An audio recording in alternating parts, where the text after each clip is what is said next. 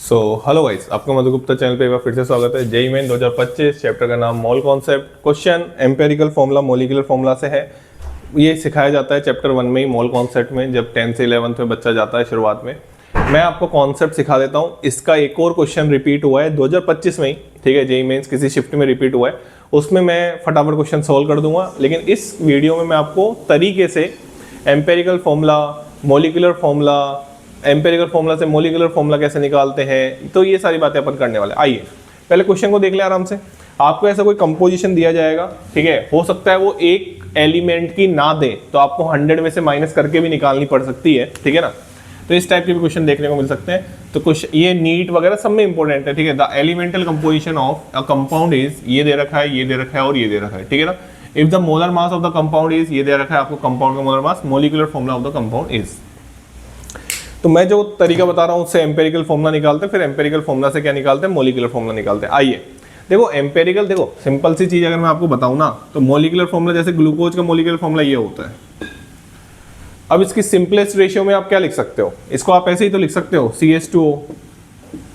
तो ये भैया मोलिकुलर फॉर्मूला हो गया और ये इसका एम्पेरिकल फॉर्मूला हो गया। सिंपलेस्ट होल नंबर रेशियो में आप लिख सकते हो, तो उसको आप क्या बोल देते हो, एम्पेरिकल फॉर्मूला बोल देते हो। बस सीधी सिंपल सी बात इतनी सी है मेरे हिसाब से। और मोलिकुलर फॉर्मूला क्या बताता है, एग्जैक्ट नंबर ऑफ एटम्स जो उसके अंदर प्रेजेंट है वो बताता है। एम्पेरिकल फॉर्मूला आपको सिंपलेस्ट रेशियो के बारे में बताता है। इतनी इंफॉर्मेशन बहुत है आपके लिए, ठीक है ना। चलिए आगे बढ़ते हैं। तो सबसे पहले तो एलिमेंट लिख लिया करो साइड में, ये लो फटाफट लिख लिया सर, क्या दिक्कत वाली बात है। हाँ भाई, कंपोजिशन दे रखा है उसका। अब ध्यान से सुनना, ये परसेंट में जब भी दे तो मास परसेंट ही देता है। कौन सी परसेंट, मास परसेंट। तो मास परसेंट अपन को कितनी दे रखी है इसकी, 54.2। हाँ भाई 9.2। हाँ भाई ये हो गया 36.6। ये तो मास परसेंट होती है। अब अपन क्या करते हैं इसमें, इनके एटॉमिक वेट का डिवाइड कर देते हैं। ध्यान से सुन लेना है ना, बिल्कुल है ना, दिमाग में बिठा लेना। आपको है ना मोलर मास ऑफ इस कार्बन एटम का डिवाइड करना है, यूनिट कुछ चेंज नहीं करनी आपको। सिंपल क्या करना है, मोलर मास 54.2 डिवाइड बाई 12। कुछ भी दिमाग मत लगाओ, कुछ भी दिमाग मत लगाओ। कोई रेस्पेक्टिव टीचर एटॉमिक वेट लिखा रहा है, मतलब कुल मिला के बाद इतनी सी है, वो आपसे मोल निकलवाना चाह रहा है उस एटम की, ठीक है ना। चलिए तो यहाँ पे क्या हो जाएगा, अरे मोल ऐसे ही तो निकालते हैं यार, weight divide by molar mass, weight divide by molar mass, weight divide by molar mass. अब बच्चे पता है गलती क्या करते हैं, बेटा बोल दो गलती क्या करते हैं, है ना। गलती ये करते हैं बच्चा कि ऑक्सीजन की यहाँ पे 16 की जगह 32 ले लेते हैं। एटम का मास लेना है, एटम का मास लेना है बेटा, एटम का मास लेना है। ये गलती मत कर देना, यहाँ पे डेंजर लिख दो।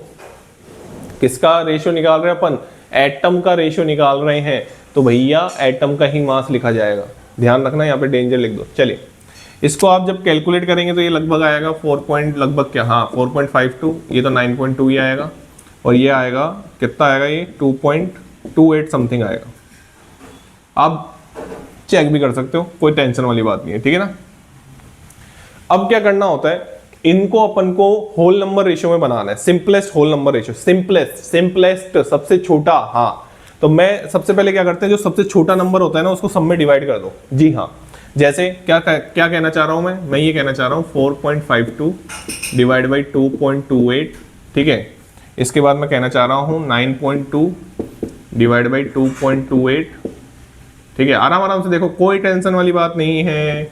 2.28 डिवाइड बाई 2.28, तो देखो ये तो बना जाएगा, ये तो बना जाएगा, ठीक है। इसको आप कैलकुलेट करेंगे, ये 4 आ जाएगा, और इसको आप कैलकुलेट करेंगे तो ये आ जाएगा आपका 2। अगर मान लो किसी क्वेश्चन में डिवाइड करने के बाद भी, जैसे मान लो यहाँ पे 2.5 आ जाता, तो बेटा फिर आप एक ऐसे नंबर से मल्टीप्लाई, सबसे छोटे ऐसे नंबर से मल्टीप्लाई करते जिसमें ये वैल्यू, ये सारी वैल्यू क्या बन जाती, इंटीजर वैल्यू बन जाती। डेसिमल में नहीं आनी चाहिए। रेशियो यार, एटम का रेशियो डेसिमल में थोड़ी होता है। तो अगर यहाँ पे 2.5 आ जाता तो सबसे छोटा नंबर किससे मल्टीप्लाई करते, 2 से। लेकिन मल्टीप्लाई फिर सबको करना पड़ेगा, ये बात समझ लेना। जैसे मैं क्या समझाना चाह रहा हूँ, समझ लो। इसी क्वेश्चन में 2.5 आ जाता तो मैं सबको किससे मल्टीप्लाई कर देता, 2 से। इसको भी 2 से, इसको भी 2 से। क्या बनाने के लिए, simplest whole number ratio, integer value बनाने के लिए, ठीक है ना। चलिए आगे बढ़ते हैं। तो अभी तो ये 2 आ रहा है हमारे। तो बताओ एम्पेरिकल फॉर्मूला क्या हो गया, अरे बोलो यार। कार्बन के कितने एटम, 2। हाइड्रोजन के कितने, 4। ऑक्सीजन के कितना, 1।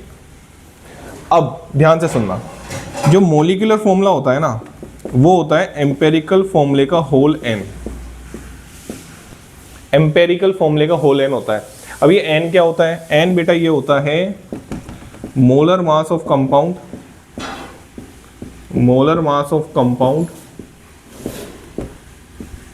डिवाइड बाई, वेट भी लिख सकते हैं यार simple, molar mass of, unit का कोई लफड़ा नहीं होता यहाँ पे, ठीक है ना। हाँ, सब वेट यहाँ पे ग्राम में लिखे जाते हैं, कोई टेंशन वाली बात नहीं। Molar mass of empirical formula. हाँ भाई बताइए, बोलिए बोलिए, कितना दे रखा है आपको? 132। हाँ भाई इसका बताइए। 12 2 या 14, 14 और 12, वाह वाह सर वाह। 12 2 या कितना हो गया? 24, 24 प्लस 4 28, 28 और 16 कितना हो गया? 44। 44 का डिवाइड करोगे मेरे हिसाब से 3 बार कट रहा है, तो आपका आंसर मेरे को आता हुआ दिख रहा है C2H4O का होल थ्राइस। तो ये आपका आंसर आ गया बेटा। आंसर आ गया आपका यहाँ पे, मोलिकुलर फॉर्मूला आ गया आपका, क्या आ गया? C6H8O3। आराम से देखो, C6 C6H12 आ रहा है, C6H12O3। कोई ऑप्शन है ऐसा? ये रहा आंसर, क्या आ जाएगा? बी। आंसर तो आ ही जाएगा ना यार, जब क्वेश्चन अपन तरीके से सोल्व कर रहे हैं तो ऑप्शन क्या आ जाएगा इसका? बी, ठीक है ना।